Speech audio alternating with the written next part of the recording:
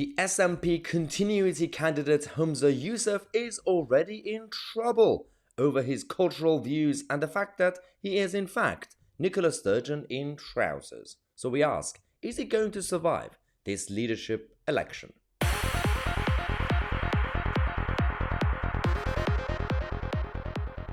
Hello everybody, welcome to the channel that challenges the mainstream media and the political establishment, from the left-wing nutters to the globalist elite.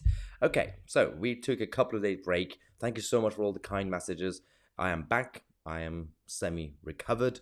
As I said, we took a couple of days break and the whole country is all over the place. The whole political spectrum is a bit of a mess. We just got the notification that apparently Rishi Sunak and Ursula von der Leyen have reached a new Brexit deal over the Northern Ireland Protocol issue. We are going to be covering that as well after this video as we get more information from Westminster. But first, let's talk about the other side of Westminster. Yes, Humza Yousaf. Now, some of the stuff that we're going to be talking about has already been covered yesterday by the rest of the media cabal. But I'm going to be essentially talking about what we now know of all the idiotic news stories and how we can actually analyze them to find out where we stand with the political class. As some of you already know, Humza Yousaf claims to be very progressive, very liberal, but is not. In fact, his socialist tendencies goes to the left of Nicola Sturgeon. He hates free speech. He was a man behind the anti-free speech bill.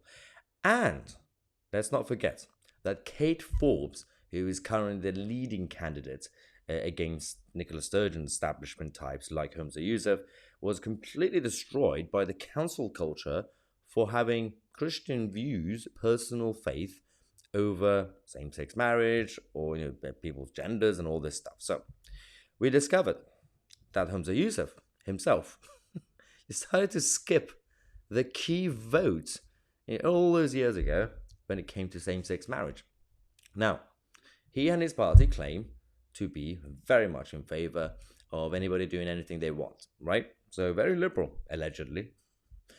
But we discovered, because this headline came a couple of days ago, and initially people thought, well, maybe something happened. Maybe he was ill. Well, we found out now that he actually chose to skip it, to instead have another meeting about other issues. Now Humza Yousaf is tweeting this. He's rewriting history. So the purple heart emoji. I'm supporting the LGBT, a Purple Friday, a day to build a better future for LGBTI young people. I'm so out of touch now. I don't know what the I is these days anymore. But so he's supporting all this. Okay, cool. Get it. You're very much down with the kids, Humza. But former minister Alex Neil, who was actually very much involved back in the day in those issues, and he was the one who came out and revealed that Humza wasn't actually around. He arranged a meeting for him to skip the vote because he wanted to sit on the fence. He didn't want to offend certain people by voting in favor of same-sex marriage. But now that it's done, now that the vote is done and the whole society accepts it and all that, he is now so pro-LGBT. And he went after Kate Forbes for having small c social conservative views. But he was scrutinized. Alex Neil, your former cabinet colleague, says that's not quite true. Who's telling the truth here? Well, I've given you my explanation. It was unavoidable business. I've told you what that business was. You asked me quite rightly earlier this week, well, what was that business? It was a Scot who was on death row for blasphemy in Pakistan that we were desperately trying to get released. A series of meetings needed with the Pakistani government and Pakistani... No other day in your diary, no other point in your diary, you couldn't have rearranged that to make such... I know. Any other day. It's a meeting. It's not some sort of Cobra meeting over some sort of natural disaster in the UK. It makes no sense. We know exactly what happened. They want to rewrite history and they think we are idiots. No, Humza Yousaf, not only you're Nicola Sturgeon in trousers, not necessarily just because of your political views, but because you're also a liar, but you also think that we can completely pretend that you're somebody that you're not.